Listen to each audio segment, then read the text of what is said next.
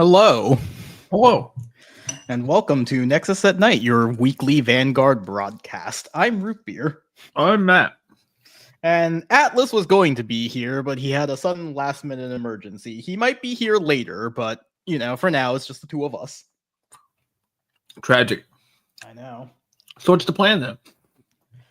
Well, the original plan was I was going to play a game because set 10 releases today, and I had already gotten a lot of what I needed for Vice Ruger during sneak peeks.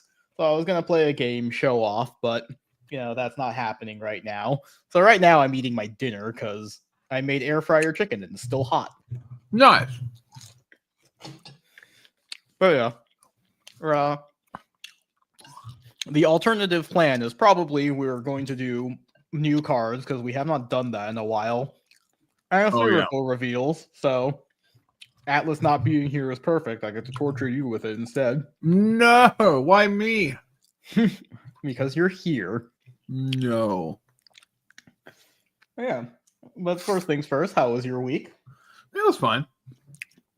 Anything exciting happen, or are you just chilling? Not really. The new Katamari Damacy came out. Interesting. Which may or may not be what I'm playing right now. Nice. Also, I'm in my living room because the original plan was to play a game. I kind of want to put So while I was in China/Japan, I bought some new wall scrolls to replace the one in my room. So I was thinking of putting some of the old ones that I took down over here. But then I wouldn't have the blank wall where I make thumbnails anymore. You fool. I know. What a conundrum. For me, I had a really busy Monday.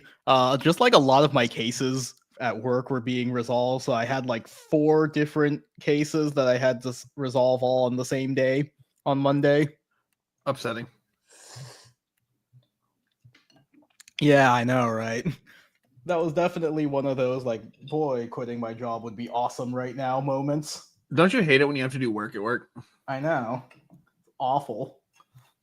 And I'm a state employee, not a federal one, so I can't even pretend to be on vacation during the shutdown. Yeah.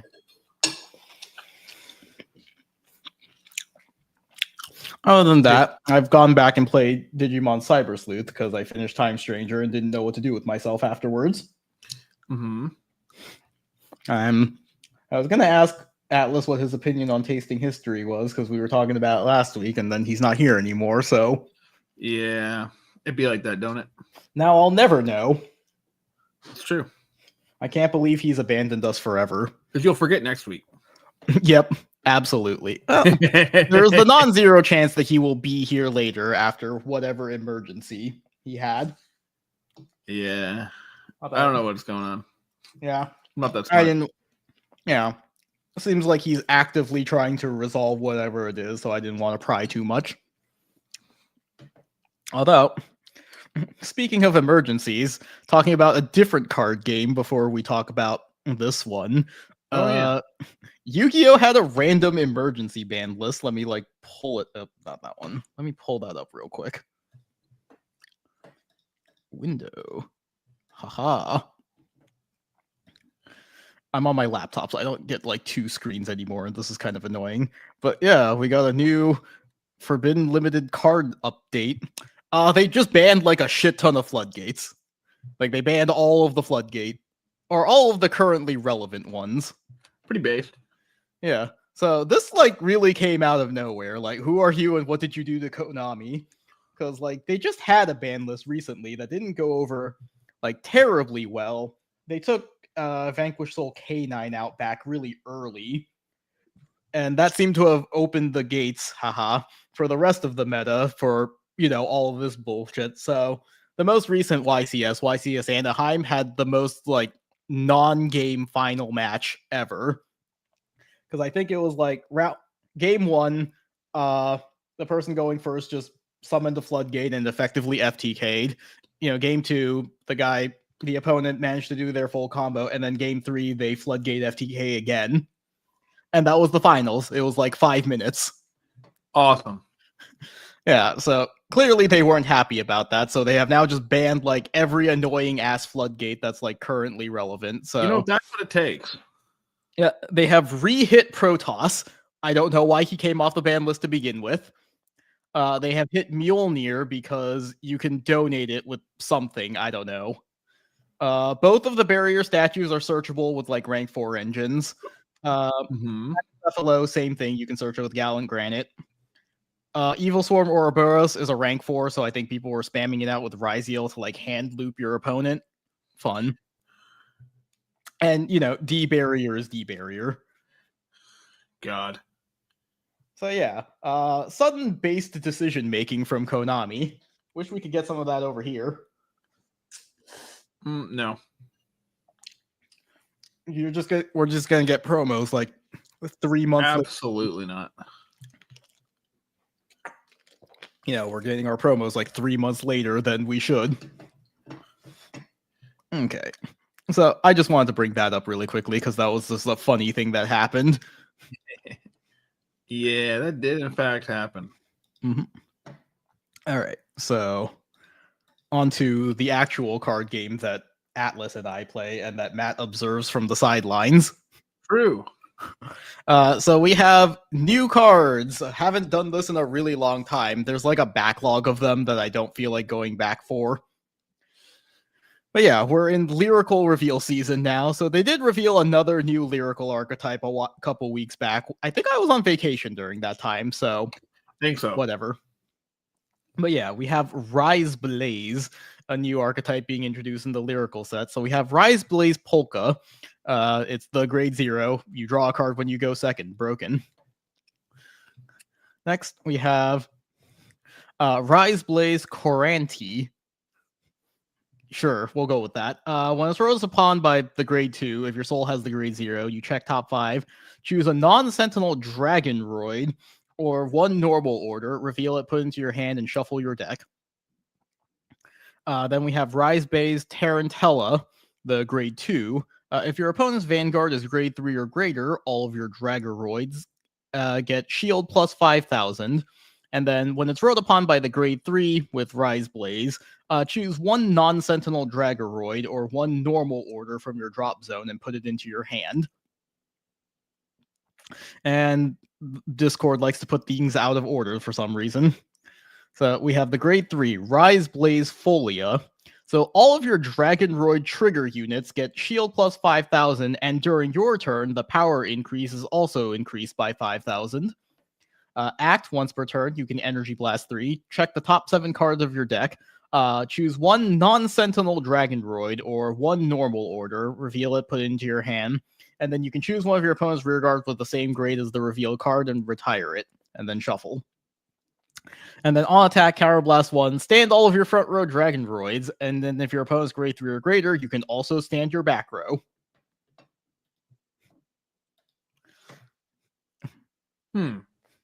Interesting. I mean, so like the first impression is it just restands the board that's broken. Although, we have to see what the actual cards do. It's interesting that they decided that, okay, this is the dragon deck now. We're going to make the deck that searches dragons. And I do like the actability of this card, where you like search out a dragon and then you retire a card of the same grade. I don't know. I just like cards that do that, where they like gain advantage and removal at the same time. Like, I also really liked Tempest for Youth Berk or Aura Geyser Doomed all the way back in G era. So I am a bit of a sucker for this. Aside from that, we have all the like commons and stuff designed to support it. They're all Dragoroids. So we have this grade 1 minimum tree Adobera. So when it's discarded from your hand, if you have a Vanguard with Rise Blaze, you can call it to rear guard circle as rest. Or if your Vanguard is grade 3 or greater, you can call it standing instead. Sure. After Dark Outcome Foray. I love these fucking names. When this is placed on rear guard circle from your hand, if you have a Vanguard with Rise Blaze, look at the top 5. Grab a normal order and shuffle. If you revealed a card, choose a card from your hand, put it into your soul. And on attack, if you have a grade 3 or greater Vanguard with Rise Blaze, it gets power plus 5,000 until end of turn. Sure. We have Bright Scale Liliosa. So once per turn when it attacks, if your back row has 3 rested Dragoroids, you can give it power plus 5,000. At the end of the turn, retire it and draw a card. And if you have a Rise Blaze Vanguard, it has shield plus 5,000. Then we have First Challenge Sphini. Energy Blast 2, choose a Dragoroid, give it power plus 5,000. We have a new generic order, Winter Live, check it. So you Energy Blast 3 if you Persona Road, or Energy Charge 3 if you Persona Road, you also countercharge 1. That's generic? Yep. It's an order. Yeah, it's generic, so it's an order. You just Energy Charge, and now Lyrical has access to like free countercharging as long as you Persona Ride. As long as you Persona Ride, you don't need to play another order. Yep. And we have Enthusiastic Serving, Deletta. So, if you have a Great 3 or greater Vanguard with Folia, you can Counterblast Soul Blast 1, call this to Rearguard Circle from drop. And then Back Row Center, beginning of battle phase, rest 3 Back Row Dragoroids, and choose one of your Vanguards with Folia. It gets the ability, all of your front row units get power plus 5,000. If your opponent's Grade 3 or greater, it gets 10,000 instead. And at the end of the turn, you put it into your soul, and if your opponent's Grade 3, you draw a card. So...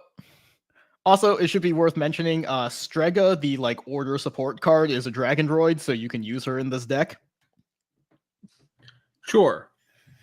Yeah.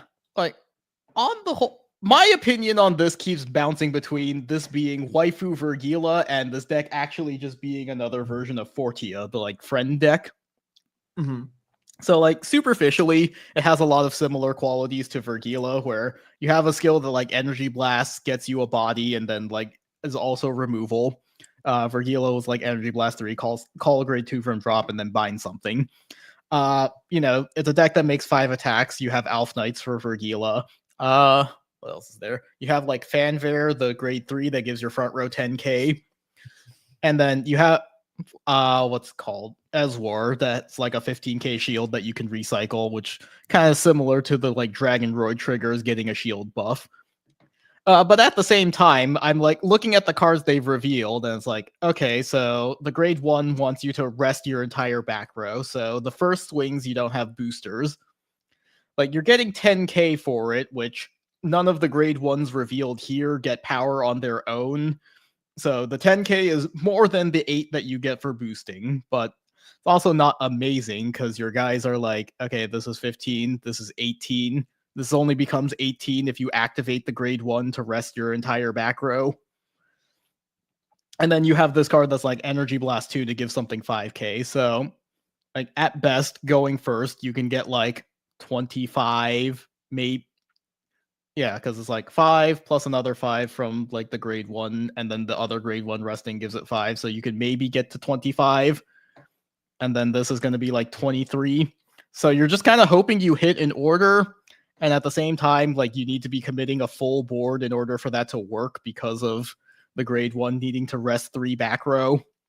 So, I don't know. I feel like the amount of commitment combined with, like, kind of mid numbers means that this deck might actually end up being worse than it reads on paper.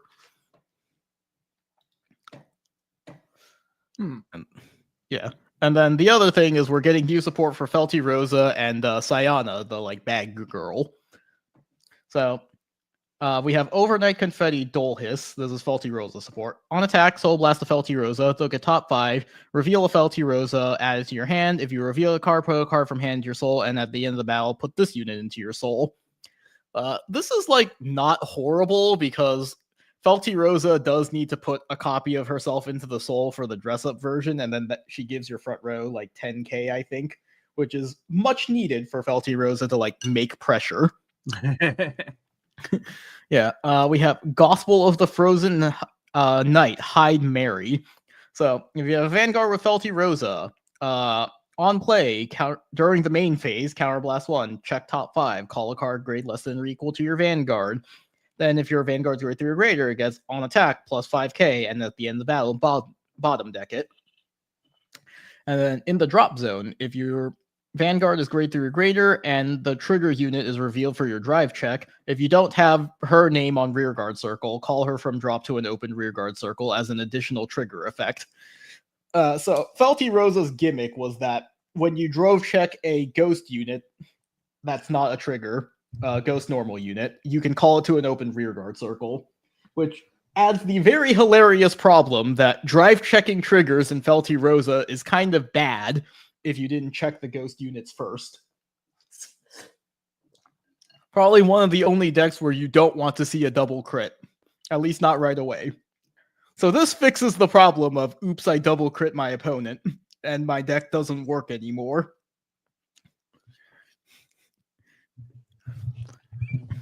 Yeah, and then we have Sparkling Oversweet's Agathy.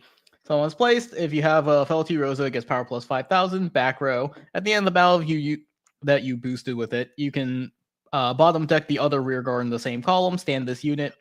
If you have a Great Theory Greater Felty Rosa, Energy Blast 3, draw a card. That's actually pretty good, and I think Felty Rosa does not have much in the way of card advantage.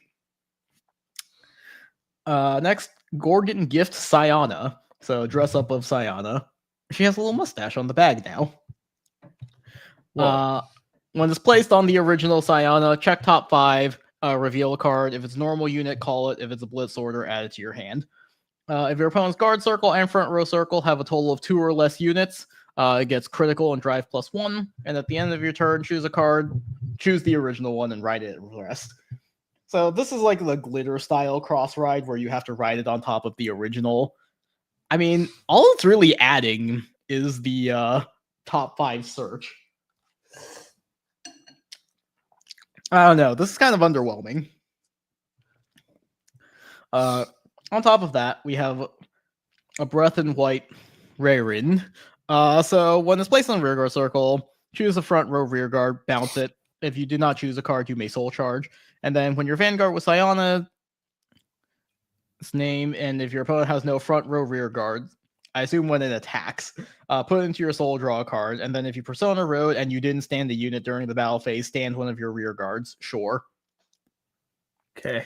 Just another way to make an additional attack. The deck already had a restander. And then build a Stamo Man Philo. If you don't have a rearguard with the same name and your opponent has no front row rearguards, you can Energy Blast 3, call it to rearguard circle, gets power plus 2,000.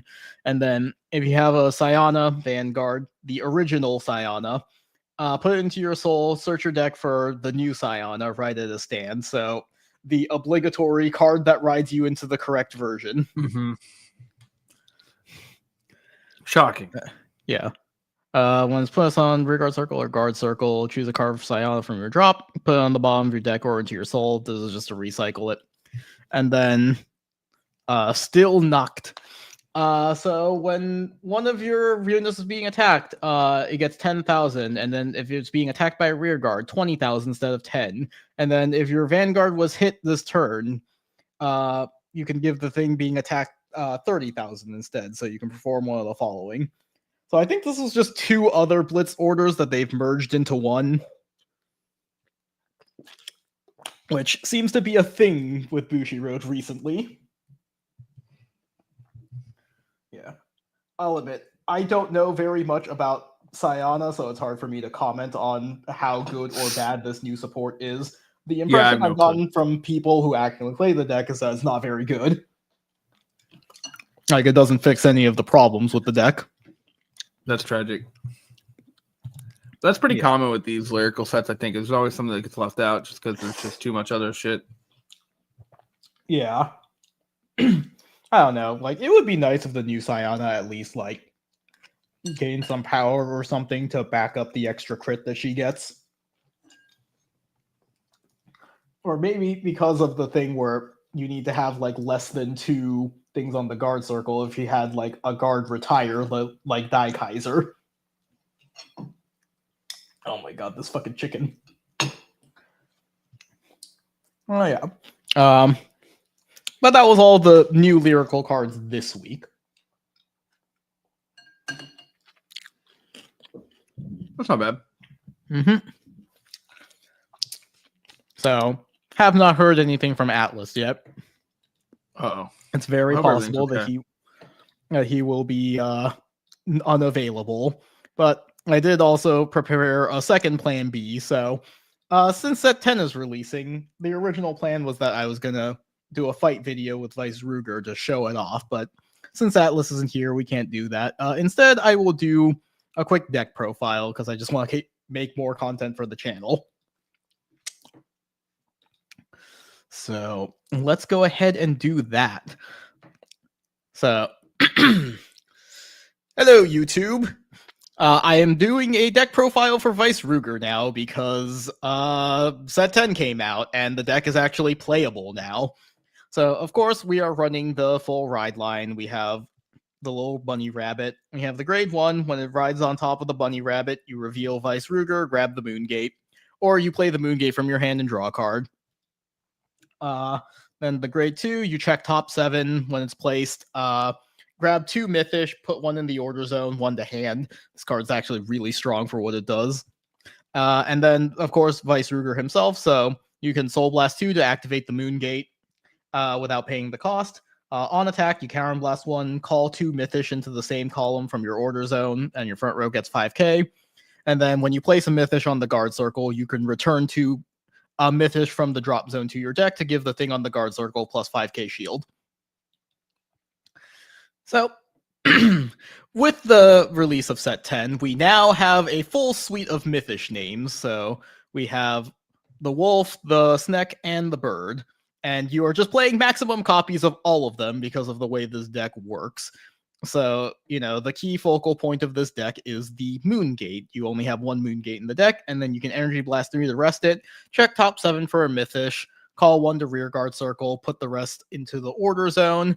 If you have Vice Ruger, you can grab 3 Mythish names instead of just the 1, and then shuffle. So that's kind of the key strategy of the deck, is just you keep searching your deck for all of these Mythish names, deck thinning out so that you can just hit your opponent with a ton of triggers. We are, of course, just playing 4 copies of all of the good names. So we have Garzorum's the snake. So when it's placed during the battle phase, if you have a Vice Ruger Vanguard, you can counterblast. It can't be chosen by your opponent's card effects until the end of their turn, and it can attack from the back row. And then during your own turn, if your opponent's grade 3 or greater, it gets 5k power. If you play the normal order, it gets 10 instead of 5, or 15 instead of 5. Then there's the wolf, the first one that was released. When it's placed on rearguard circle, if you have a Vice Ruger, when it would attack, you can choose the Vanguard and a front row rearguard at the same time. And then on attack, if your order zone has the Moongate, it gets power plus 5,000, then you can counterblast or Energy Blast 3 to draw a card. Notably, the second effect is not locked to Vice Ruger, so you can actually play it turn 2 and just get a draw, which is something I really like to do. In the past, when we were playing Bulbul Mine, I would call a column with the Wolf and Bulbul Mine, swing for 23, draw a card, and countercharge. You can't do that anymore, though. If you're going first, I don't think most decks can get rid of the new card anyways. So we have Helvar, the new grade 1, the Burb. So when it's placed on rearguard circle, other than during the battle phase, choose a grade 3 card with Vice Ruger, reveal it from the ride deck, or if your Vanguard is Vice Ruger, you can either look at the top 5 cards, choose either a Vice Ruger or a Lunarite order and add it to your hand, or if you Persona Road, you just Energy Blast 3 to search your deck for a Lunarite instead. At the end of the battle that it boosted, if you have a Vice Ruger, you can put it into your soul and countercharge 1. This card is insane. It does so many things for the deck. 1, it searches out your orders, which was a problem because you had to play them to make pressure, but you had no way of searching them out, and then they could be bricks when you were trying to activate the Moongate. It's also just a Bulbul Mine you can put into Soul and Countercharge, which are both resources that Vice Ruger just blows through. So being a Bulbul Mine that is also a Mythish name means you will no longer brick on seeing the Bulbul Mines in your top 7. Something that happens to me a lot. And of course, for the remaining slots in the deck, we're just playing as many copies of the fucking Crow as we can. Aside from that, we are, of course, playing the 3 copies of Vice Ruger for our Persona ride. We're playing Sentinels. Yes, I do actually just have this mix of all these different Sentinels. We are not playing Sanctitude because instead, our Blitz order of choice is going to be Buster Barrage. So when it's placed, or when it's played, you can grab 2 grade 2... Is it grade 2 or less? Grade 2 or greater. So you grab 2 grade 2 or greater units from your drop zone, call it to rearguard circle, and then choose one of your Vanguard. Choose one of your units that gets power plus 10,000. So this triggers Vice Ruger's defensive ability to give the Mythish an extra 5k shield. So by calling 2 Mythish names, this is actually just a 30k shield. So since this is the Blitz order of choice, we're just playing that instead of playing Sanctitude so that they don't conflict with each other. For the orders, I am playing 4 of the new order, which is all of your Mythish names get power plus 5,000. But the important thing is that this card can be played from the drop zone. So a problem I've had with Vice Ruger is like you would draw your old orders and they would just kind of be bricks in your hand because you can't play them until they're grade 3. You know, so you have to keep them sitting there, but you can't discard them because then you lose the order. So having this to just discard, you can use it anyways, is really great. It also means I don't have to discard my crows as often for discard fodder. And then we're still on 1 copy of Aleph Gilmani. Japanese lists are doing like 3-2. I think I value the discard fodder more than the like high roll of Aleph Gilmani, so it is searchable off of the grade 1, especially during the Persona Ride turn. If you're going second and you have the energy to spare, you can just grab it out of the deck if you haven't seen it yet. Like, I think like 4-1 is fine. And then I'm choosing to play 2 Buster Barrage instead of 3, partially because this is the only one I could find in real life, and partially because despite playing 12, 19 names, 18 if I were to choose to play a 3rd copy of Buster Barrage like Japanese lists do, I managed to still whiff my top 7s all of the time, so I just want a little bit extra consistency because I am cursed. And then aside from that, trigger lineup, standard. I think I made my trigger count. Nope, that's right. I'm playing a different lineup of triggers because I'm like that. My real life list does actually look like this, where I'm playing 3 of the prison trigger and 1 of this randomly. I think because I couldn't actually find 8 criticals at that time when I built the deck. So yeah, playing 8 crit, 3 front. A lot of Japanese lists are playing draws. I kind of get it because, you know, Vice Ruger adds so much shield value to the Mythish, you can maybe afford the shield loss from playing draw triggers. And it does help you get into pieces like the this and like your other order, plus Buster Barrage. I don't know that you necessarily want to draw your Mythish names, especially the Snake, because that really wants to be placed from the order zone. So personally, I'm still going for fronts. I feel like between Helvard and Wolfzon, you have enough draws to sustain yourself. So I like fronts better. Also, the other thing is the Snake, because there's attacks from the back row, you can give draw trigger power to it. So that would be the reason why Japanese lists are playing draw triggers. I'm not convinced by it, even though all the topping lists do it. And then, of course, the OT. It's the Brantgate OT, because this is still OP, even considering the Snake attacking from the back row. And yeah, that is the updated list for Vice Ruger. Pretty straightforward. I feel like most lists are going to end up as some variation of this. There's really not that much room for customization when you're forced to play all of these Mythish names. But that is it for this video. Thanks for watching, everybody. Bye-bye. Alrighty. Well, we have been here for about 28 minutes now, and Atlas has not said anything. I'm still eating my dinner. Is Atlas alive? What do you think? Do you think he's alive? Possibly. Well, let's send them a message and see. Should I stream Katamari Damacy? Maybe. You could, just to like fill space while I see if he's gonna be on or not. If he doesn't respond in a couple of minutes, I'll just say that since we've gone through everything, we're just gonna hop off early. Yeah, hold on, make sure I can do this correctly. I don't even know which screen it's gonna share. We'll find out together. Well, you should be able to choose it.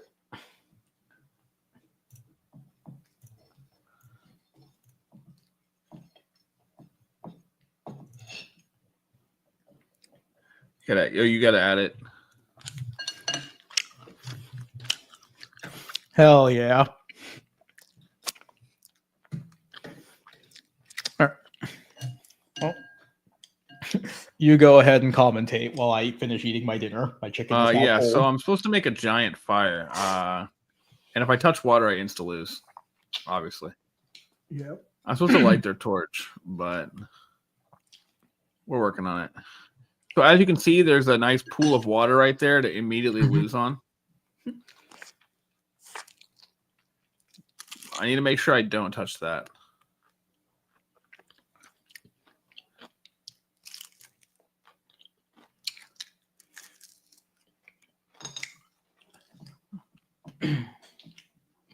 And I also don't want to touch that water. This is why I brought fork with me.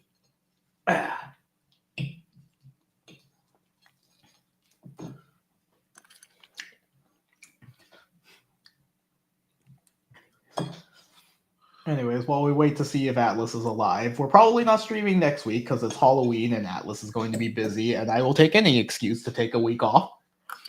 Oh, it's Halloween. Yeah, it's true. Yep.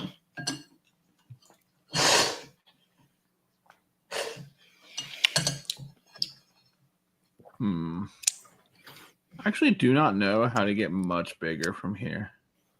That's unfortunate. That's like the entire point of the game. Well, there's all these assholes blocking my path, you see.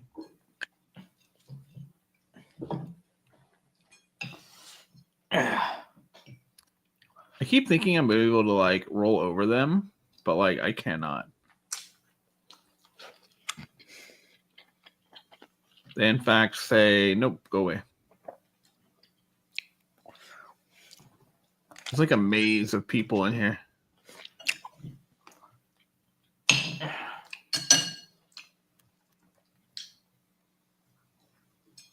I'm going to get my hands really dirty picking apart this chicken.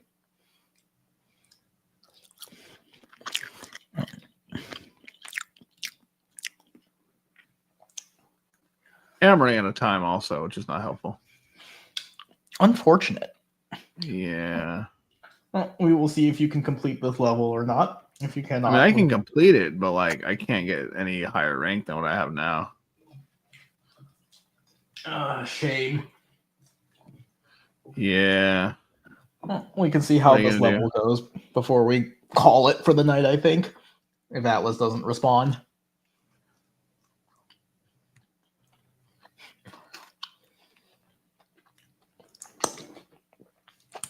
Ah, damn it. I spilled soy sauce on my shirt. I'm wearing a white shirt. You dummy. Please.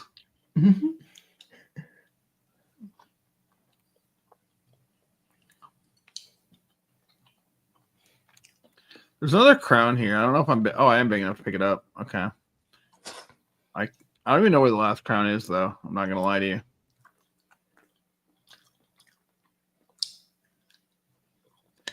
Yeah, I can't pick up anything. So I'm just going to...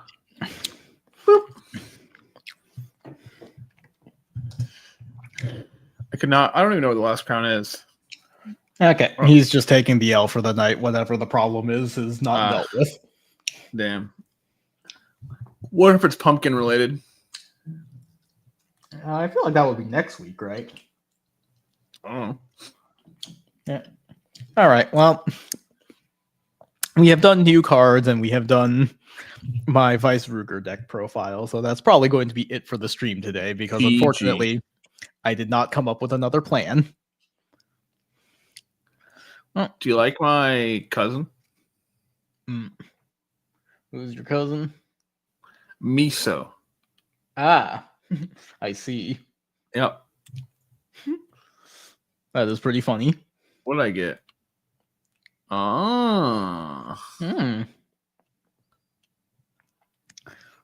Yeah, I don't have still a lot I got to unlock. Yep. All right.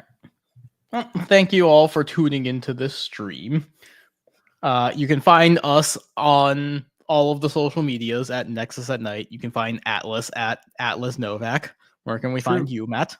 At Wiggums, 2 G's, 2 Z's on all the relevant places. Yeah, and you can find me at Plasma Eclipse or Beerus Rudicus for my personal accounts, but honestly, I just use the Nexus at Night account as my personal recently. All right. Thank you for watching, everybody. Bye. Bye.